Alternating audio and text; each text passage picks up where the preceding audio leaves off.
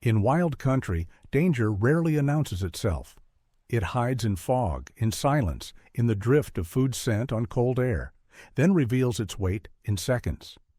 A camp that feels ordinary, a worksite that feels controlled, a trail that feels familiar can all flip without warning when timing and instinct align.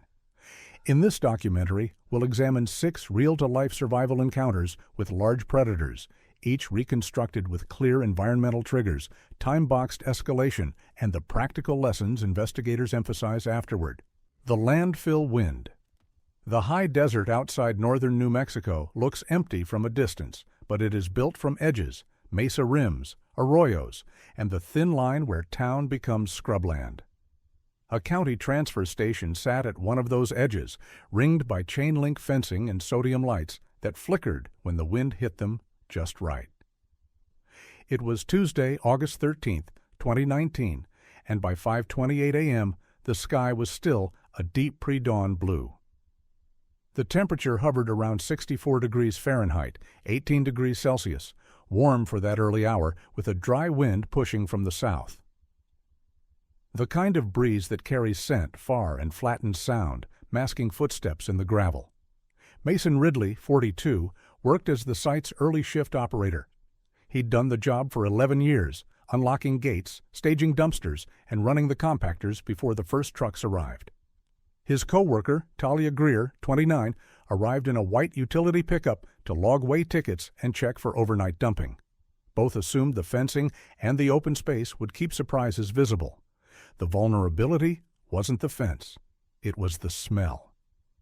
Over the weekend, the station had been overwhelmed by illegal dumping, bags split open, meat scraps mixed with household waste, and a row of bins that hadn't been latched properly. A thin film of grease had soaked into dust near the compactor. In dry air, that odor doesn't fade. It travels.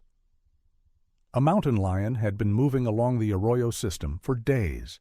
Not a mythic shadow, an adult cat likely weighing 120 to 150 pounds, 55 to 68 kilograms, lean from summer heat and the constant calculus of calories. Cougars typically avoid people, but they will investigate predictable attractants, especially where prey animals also gather. Rodents, stray dogs, even raccoons drawn to garbage. The trigger was simple and invisible. When Mason walked behind the compactor at 5:41 a.m., he stepped into the lee of the building, out of the wind, and into a pocket of still air. His headlamp threw a narrow cone on metal and cardboard. He never saw the brush line 20 yards away. The first sign wasn't a growl. It was the sudden, heavy thud of movement close enough to feel rather than hear. The cat launched from low cover and closed the distance in a breath. Mason turned at the last instant, just enough to raise an arm.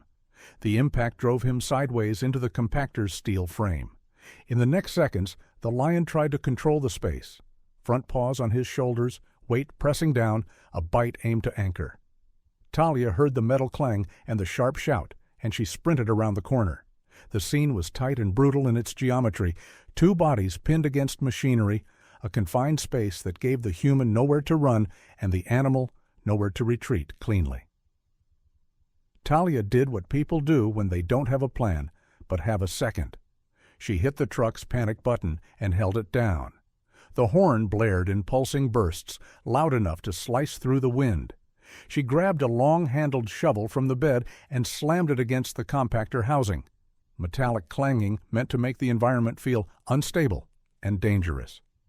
The lion hesitated, not out of mercy, but calculation. It shifted its grip, then sprang back, retreating a few yards to the shadowed edge of the fence line. Mason stayed upright by leaning into the steel, breathing hard, his left forearm punctured and his shoulder scored by claws. The injuries were serious but not catastrophic. Clinical lacerations, blood loss that looked worse in headlamp glare. For nearly 2 minutes, the cat circled in a half-moon beyond the light. Then a fresh blast of horn and another strike of shovel against steel changed the math. The lion bolted, melting into the Arroyo darkness. An ambulance reached the site at 6:19 a.m. Mason was transported for wound cleaning, stitches, and later a rabies protocol based on wildlife guidance. Talia was treated for shock and a bruised knee from slipping on gravel during the rush. Later examination by state wildlife staff focused on the attractant chain, unsecured waste, predictable human routine, and low visibility in pre-dawn hours. The station installed reinforced bin lids, added motion-activated floodlights to eliminate blind corners, and changed opening procedures so no one walked behind the compactor alone before sunrise. Officials also emphasized a simple rule: loud deterrence and distance, not pursuit. The goal is to make the animal choose retreat.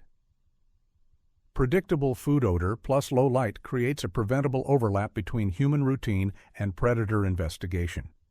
The next encounter looks calmer on paper: 2 people, a lake, a routine morning, until a single decision turns a quiet shoreline into a confined space problem.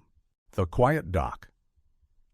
In Michigan's Upper Peninsula, small lakes sit like dark glass between spruce stands and bog. At night, the shoreline feels closer than it is. The trees compress the horizon, and sound carries across water in clean, unsettling lines.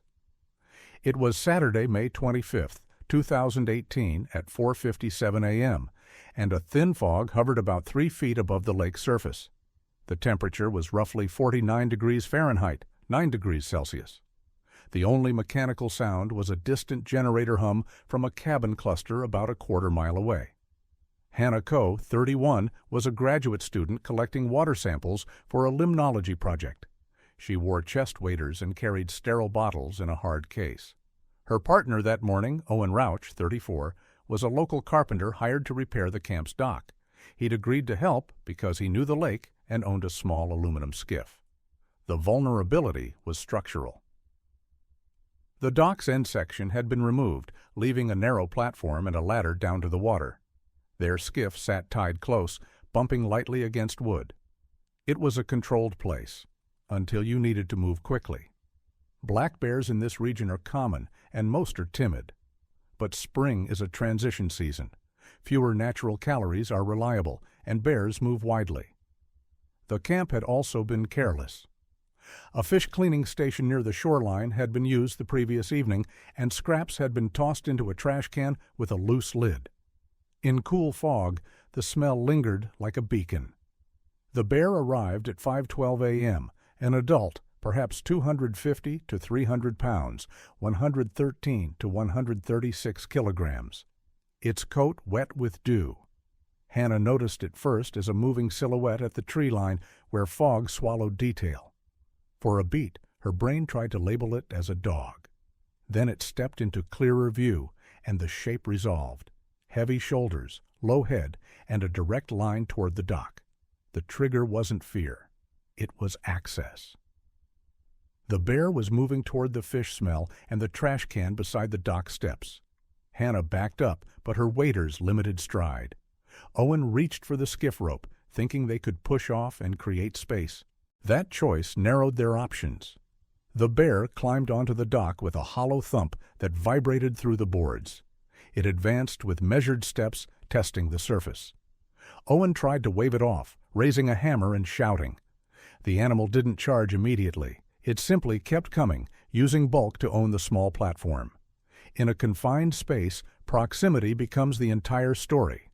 The bear swatted at the rope line, and the skiff lurched away from the dock, yanking Owen off balance. He fell backward, striking his shoulder on the ladder rail. Hannah tried to step around him, but the waders caught, and she stumbled to a knee. The bear moved in closer, not yet committing to a full attack, but pressing its advantage.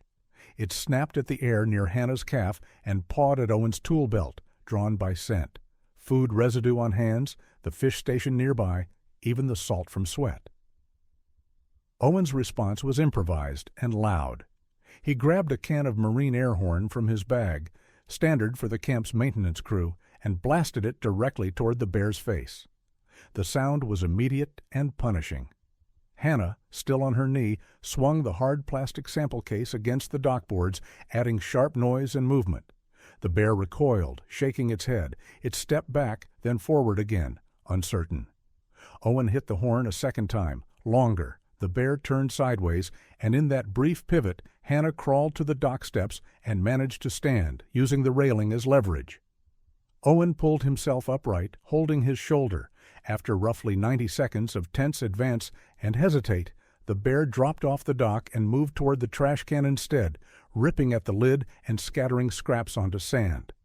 As soon as it was off the platform, Hannah and Owen retreated to the cabin cluster, shutting themselves inside and calling a local conservation officer. Owen's injury was a shoulder sprain and bruising. Hannah had a minor scrape and significant shock. The conservation officer arrived within an hour and documented the scene. The official analysis focused on attractant management, fish scraps, unsecured trash, and a worksite that placed people in a narrow escape channel. The camp installed bear-resistant containers, moved fish cleaning away from cabins, and mandated that early morning work near the shoreline be done with air horn and clear retreat routes. On a narrow platform, deterrence must be immediate, because you can't create space if the structure doesn't allow it. The third story takes place far from cabins and docks, where the illusion of control comes from machines, until the animal treats the machine as just another obstacle. The kelp camp. On the western edge of Vancouver Island, the shoreline alternates between rock shelves and narrow coves choked with kelp. In late autumn, the air smells of salt and rot, and storms arrive without ceremony. Cell service fades quickly once the logging roads end. It was November 6, 2020. At 6:18 p.m., daylight was already collapsing into gray.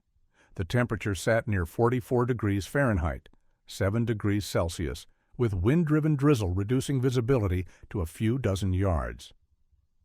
Nina Patel, 39, worked as a coastal ecologist documenting kelp recovery after a summer heat event. Her field partner, Grant Holloway, 41, was a marine technician responsible for drone batteries, sample storage, and emergency communications. They had set a temporary camp above the high tide line, 2 small tents, a bear-resistant food canister, and a tarp strung low to fight the wind. The vulnerability was fatigue and timing. They had spent the day hiking slick rock shelves, and they were behind schedule. At 6:30 p.m., they cooked a quick meal under the tarp, dehydrated stew and canned fish, then rinsed cookware with seawater and left it to drain on a flat rock, planning to clean it properly in the morning. That rinse water, mixed with fish oil, didn't disappear. It soaked into sand and kelp rack, and the wind carried it straight into the brushy edge behind camp. The animal was a coastal black bear, larger than many interior bears, potentially 350 pounds, 159 kilograms, used to scavenging beach calories and human mistakes.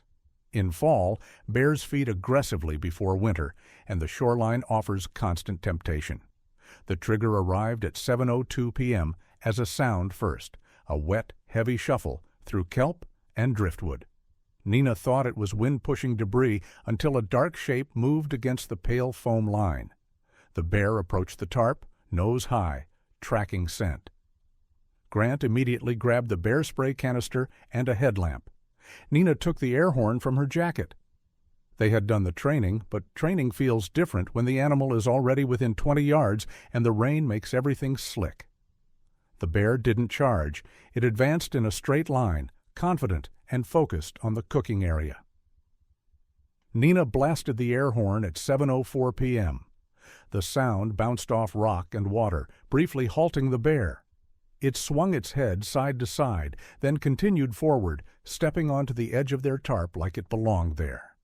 The escalation turned into a series of boundary tests. The bear pawed at the cookware rock, sniffed the rinse area, and moved toward the food canister.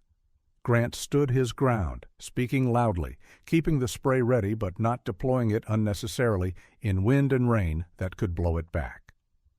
At 7:06 p.m., the bear hooked a claw under the tarp edge and yanked. The sudden movement collapsed part of their shelter, exposing gear and increasing chaos. Nina grabbed a metal pot and banged it hard, creating sharp clanging over the surf. Grant clicked on the emergency strobe attached to their beacon pack, a bright pulse that cut through the rain. Those combined stimuli finally changed the bear's calculation. It backed away a few steps, still watching, then turned down the shoreline at a trot. At 7:10 p.m., it disappeared behind a rock outcrop, leaving deep paw impressions in wet sand and a shredded tarp corner. They didn't sleep much. The camp was repaired enough to function, but the sense of exposure remained. At 8:22 p.m., they activated a non-emergency check-in via satellite messenger to update their base. In the morning, they relocated to a higher, more open site, re-cleaned the entire cooking area, and packed out all waste. The official analysis later emphasized wind as an amplifier. Odor traveled farther than expected, and shoreline bears are conditioned to forage along the rack line where human camps sometimes appear. The prevention upgrades were procedural: strict cooking zone separation, immediate cleanup, and setting camp farther from brushline, even if it means longer walks to the worksite. On a stormy shoreline, scent moves farther than intuition, and later cleanup can become the central mistake. The fifth story shifts to a winter environment where sound is muted and distance is deceptive, and where the threat isn't curiosity alone. It's a predator built for that cold. The sub-zero bus stop. In far northern Norway, small towns sit under long winter nights. Streets are plowed into narrow corridors, and sea wind can push snow sideways, erasing edges and compressing sight lines. It was January 14, 2023, at 7:16 p.m., with the temperature around -8 degrees Celsius, 18 degrees Fahrenheit. Light came from street lamps and the reflection of snow. Visibility was roughly 60 meters in blowing flurries. Sigrid Nystad, 28, worked evenings at a fish processing plant and waited at a rural bus stop outside town limits. With her was Leif Nystad, 62, her father, who had driven out to meet her because the bus had been running late in storms. They stood beside a small shelter, 3 walls of plexiglass and a metal bench, near a storage yard that held sealed pallets of fish meal. The vulnerability was subtle. The yard had improved fencing, but a gate was left partially open for a late delivery. And the wind carried a faint fish odor across the road, even though everything was sealed. A polar bear this far south would be rare, but the region had recorded occasional movements along the coast in harsh ice years. This animal, later described by witnesses and tracks, appeared to be a young adult male, perhaps 700 to 900 pounds, 318 to 408 kilograms, lean enough to be traveling and motivated. The trigger was the combination of scent and shelter. The bear approached at 7:24 p.m., emerging from snow haze as a pale mass that seemed to form out of the weather itself. Sigrid saw it first because the street lamp behind it created a moving shadow across the road. For 2 seconds, they didn't move, waiting for their minds to accept what they were seeing. Then Leif grabbed Sigrid's arm and pulled her into the shelter, not as protection, but as a momentary barrier. He hit the emergency call button on his phone and spoke quickly, giving location coordinates. The bear crossed the road in a direct line, head low, sniffing. It tested the shelter with a shove that rattled plexiglass and made the bench vibrate. Sigrid could hear the scratch of claws against hard surface, an intimate sound in a quiet, snowy world. Leif's response was noise and light. He triggered his car alarm from the key fob, and the horn began to pulse behind them. Sigrid turned on her phone flashlight and kept it aimed, not as a weapon, but as a moving glare. The bear circled, pausing between pushes to assess the car, the shelter, the yard gate. The attack escalation was measured at roughly 5 minutes, from 7:24 to 7:29 p.m., a loop of shove and circle. The bear's strength was obvious in the way plexiglass bowed, yet it never fully committed to breaking through, whether deterred by the horn, confused by the lights, or cautious of the enclosed space and human noise. At 7:29 p.m., a set of headlights appeared, an approaching plow truck. The bear turned immediately, trotted away from the lamps, and vanished into the snow beyond the yard. The timing was as simple as that. A new, larger source of noise and light shifted the risk. Police arrived within minutes and escorted Sigrid and Leif back into town. No one was injured, but both experienced acute stress symptoms: shaking, nausea, delayed speech. Officials later closed the yard gate protocol gap and installed additional lighting and a motion alarm. The public guidance emphasized avoidance and rapid reporting. There was no suggestion of confrontation beyond basic deterrence. In snow and wind, predators can approach close before recognition, so gates, lighting, and rapid communication become the real defenses. The final story returns to forest, where an ordinary recreation choice sets up a familiar triad: timing, attractant, and limited options. The trailhead cooler. In Colorado's Front Range, trailheads can feel like cities at dawn: headlamps bobbing, doors slamming, coffee steaming in cold air. But a parking lot is still the edge of wilderness, and every cent is an announcement. It was Sunday, July 19th, 2020, at 5:52 a.m. The temperature was about 52 degrees Fahrenheit, 11 degrees Celsius. The sky was clear, but the forest beyond the asphalt was dark enough to hold depth and surprise. Devin Hale, 37, a paramedic off-duty, met his friend Cass Monroe, 35, for an early hike. Cass worked as a physical therapist and liked sunrise ridgelines before crowds arrived. They parked at a trailhead lot and began sorting gear: hydration packs, trekking poles, a small cooler with breakfast burritos, and fruit. The vulnerability was logistical and common. They left the cooler open on the tailgate while Devin adjusted a boot. Food scent bloomed into the still air. Nearby, a trash bin had overflowed the night before. Wrappers exposed, lid ajar. The animal was a black bear, likely around 200 to 250 pounds, 91 to 113 kilograms, moving through the lot as part of a learned pattern. Bears that frequent trailheads aren't aggressive by default. They are opportunistic, and they are conditioned. A parking lot equals calories. Cass saw it at 5:58 a.m., walking between vehicles with the unhurried confidence of an animal that had done this before. It turned its head toward their tailgate and accelerated into a purposeful trot. The trigger was the open cooler. Devin snapped the cooler shut, but the bear was already within 15 yards. Cass backed toward the driver's door, fumbling for the car alarm button. Devin spoke loudly and waved his arms, trying to make himself large while maintaining distance.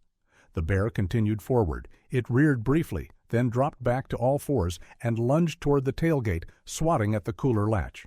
The cooler slid off the edge and hit the asphalt, popping open from the impact. Food scattered, exactly what trailhead bears are trained to exploit. Now the encounter became about control of space. Devin moved sideways to keep a clear exit path.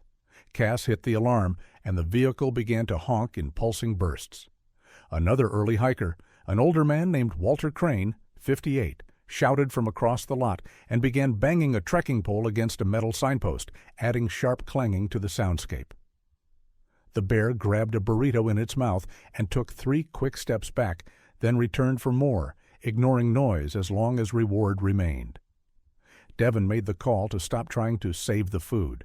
He guided Cass and Walter to retreat behind vehicles, keeping eyes on the bear without cornering it.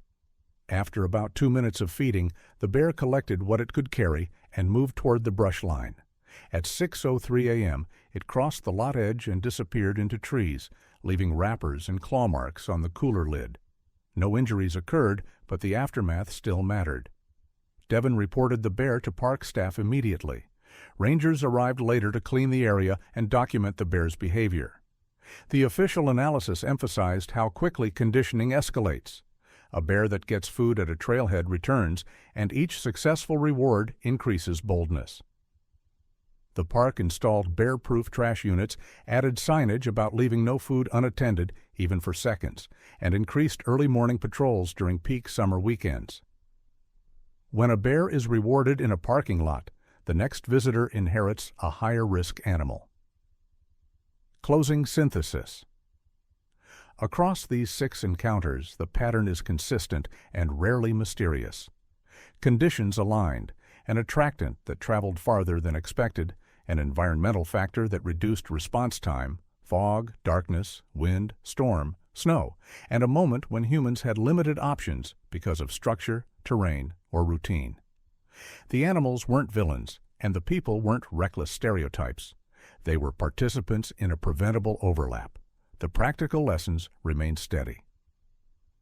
Control scent first, secure waste, clean immediately, and separate cooking or food handling from living or working spaces. Control visibility and escape routes. Eliminate blind corners, avoid confined platforms, and don't rely on machines or buildings as guaranteed protection. And when an animal appears, the goal is deterrence and distance, noise, light, grouping together, and rapid reporting, rather than chasing or escalating contact. In wild places, the line between calm and crisis is thin. But the line between risk and prevention is often clearer than it feels in the moment. If you build your routine around the reality that predators don't need a reason beyond opportunity,